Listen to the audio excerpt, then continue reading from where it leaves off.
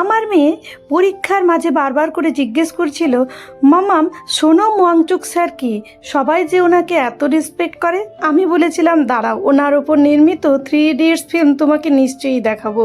পরীক্ষার পরে ওকে প্রথমেই ফিল্ম দেখালাম, তারপর এখন নিয়ে যাচ্ছি রেস্টুরেন্ট। এটা ওর বায়না ছিল যে পরীক্ষার পরে রেস্টুরেন্ট যাবে। হয় দেখুন চললেন মহারানী।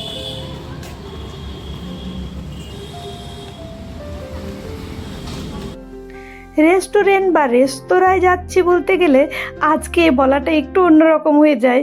আজ যাচ্ছি মূলত আমরা একটা ক্যাফে, যে ক্যাফের ব্রাঞ্চ উত্তর কলকাতাতে অনেক দিন ধরে আছে। শতাব্দী প্রাচীন এই ক্যাফে সকলেরই ভীষণ প্রিয়।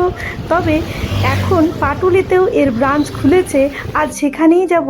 এই যে মিত্র ক্যাফে, সেই শতাব্দী প্রাচীন ক্যাফেতে গিয়ে সবাই মিলে রোল খাবো, এটা ছিল আমাদের অনেক দিনের ইচ্ছে।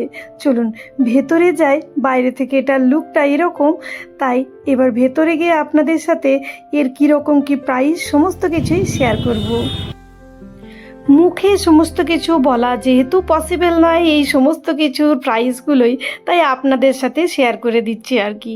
তবে এটা বলবো, সব সময়ে যে গিয়ে আপনি খেতে পারবেন এরকম বাজেট নয়, বাজেটটা একটু বেশি। কিন্তু আপনি যদি একেবারে অথেন্টিক টেস্ট পেতে চান এবং স্পেশাল কোনো দিন হয়, তাহলে আপনি গিয়ে খেতেই পারেন। তবে এখানের ফিশ ফ্রাই একেবারে অসাধারণ। এর আগে আমরা চিলি চিকেন খেয়েছিলাম, সেটাও দুর্দান্ত ছিল। আর সেই সময় গরম ছিল যখন আমরা গিয়েছিলাম।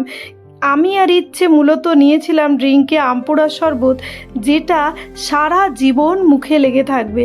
মানে একবার যদি ওখানে খান তো সমস্ত টেস্টগুলোই আপনাকে একেবারে মুগ্ধ করবেই করবে। আর এখানে যেহেতু এই পাটুলির এই রেস্টুরেন্টে জায়গা খুব কম, তাই রোল সেই সময় আমাদেরকে এখানে দিচ্ছিল না। সেই জন্য রোল জাতীয় জিনিসকে বাইরে খেতে হবে, না হলে আপনাকে বাড়িতে নিয়ে আসতে হবে। আরও একটা ব্যাপার বলে রাখি, এই পাটুলি বা গড়িয়া একেবারে এটা সামনে, আপনারা যদি না যেতে পান, এদের কিন্তু অনলাইনেও খাবার ডেলিভারি দেওয়া হয়, সেখান থেকেও আপনারা খাবার খেতে পারবেন। সবাই মিলে একসাথে টাইম কাটানোর একেবারে আদর্শ জায়গা বলতে পারেন। আর যে ফিশ ফ্রাইটা দিয়েছিল, সেই ফিশ ফ্রাইয়ের ভেতরটাতে যথেষ্ট পরিমাণ ভেটকির ফিলে ছিল, আর বাইরেটার কোটিংটাও জাস্ট অসাধারণ ছিল। তবে আমাদের অর্ডার দিতে দিতে অনেকটাই সময় চলে গেছিলো। প্রথমে তো ইচ্ছে অনেকগুলো জিনিস নিয়ে, এটা খাবো না ওটা খাবো না, বিশেষ করে ওর মাছ প্রিয় নয়, তাই আমাদের অর্ডার দেওয়ার পরে প্রথমে ড্রিঙ্কগুলো এলো। বাবা আর দীপ কিন্তু কোনো রকম ড্রিঙ্ক নেয়নি, আমি আর ইচ্ছেই মূলত আমপুরার শরবত খেয়েছিলাম। দাঁড়ান, খেতে খেতে আপনাদের দেখায় এর ভেতরটা কত সুন্দর। গিয়ে পরে প্রথমেই মনে হবে কলকাতার সেই প্রাচীন কাল থেকে আজ পর্যন্ত সমস্ত কিছুই একটা জায়গায় যেন পৌঁছে গেছি।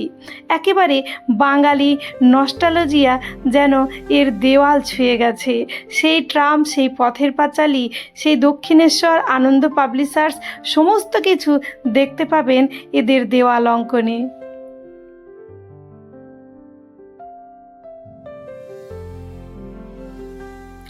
এক টুকরো সুন্দর সময় কাটানোর দুর্দান্ত জায়গা বলতে পারেন এই মিত্র ক্যাফের ভেতরটা।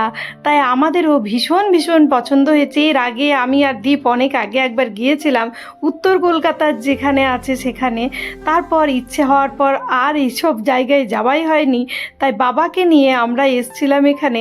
আর ইচ্ছে নিয়েছিল এই যে চিকেন ফ্রাইগুলো, এইগুলো এতটা ছিল যে ও একা খেয়ে শেষও করতে পারছিল না। কাসুন্দির সাথে এই চিকেন ফ্রাই এবং এই যে ফিশ ফ্রাই জাস্ট অসাধারণ ছিল। সাথে স্যালাড তো অবশ্যই দেবে। আর দেখুন কোটিংটা কিন্তু দেখেই বুঝতে পারা যাচ্ছে যে কতটা একেবারে পারফেক্ট হয়েছে।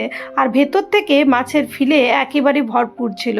টেস্ট তো বলার কিছু নেই, এর আগে আমরা খেয়েওছি, অনলাইন থেকেও অনেকবার আনানো হয়েছে, কিন্তু সেখানে গিয়ে বসে খাওয়ার একটা আলাদাই মজা। পাটুলি যে ফ্লোটিং মার্কেট আছে সেই মার্কেট থেকে যেখানে থানা আছে পাটুলি থানা, সেই মাঝ বরাবর যে গলিটা আছে সেখান দিয়ে হেঁটেও আপনারা যেতে পারেন। আবার রিক্সা নিলেও জাস্ট 2 মিনিটে বলতে গেলে পৌঁছে যাবেন আপনারা এই মিত্র ক্যাফেতে। তাই যারা পাটুলি ঘুরতে আসছেন তারা কিন্তু নির্দ্বিধায় আপনারা এখানে আসতে পারেন।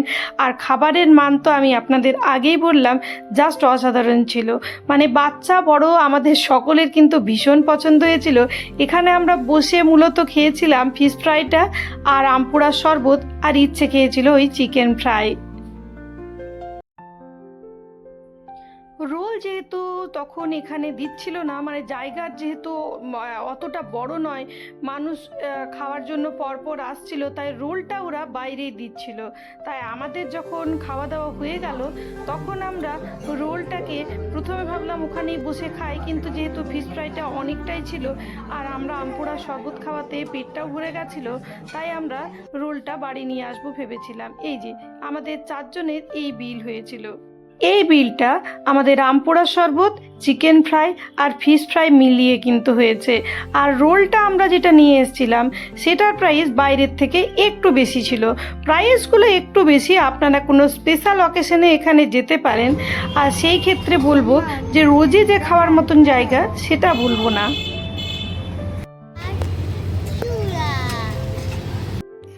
যারা এতদিন হাপিত্তেশ করে ভেবেছেন যে মিত্র ক্যাফে দক্ষিণে নেই কেন বা কোথায় আছে, তাদের জন্য বলবো একবার গিয়ে অবশ্যই ট্রাই করতে পারেন। স্পেশাল অকেশন হোক, স্যাটারডে সানডে হোক, জাস্ট অসাধারণ। আমরা রোলগুলো বাড়িতে নিয়ে এসেছিলাম কেননা পেটটা পুরো ভরে গেছিলো। একজন মানুষের স্ন্যাক্স হিসেবে কিন্তু আমাদের যে খাবারগুলো ছিল সেগুলো যথেষ্ট এনাফ ছিল। আর রোলটা যেহেতু বাড়িতে খেতে হবে বা ওখানে বসে খেতে হবে, তাই আমরা রাত্রে নিয়ে এসেছিলাম। রাত্রে একটা রোল একজন মানুষের পেট ভরার পক্ষে এনাফ ছিল।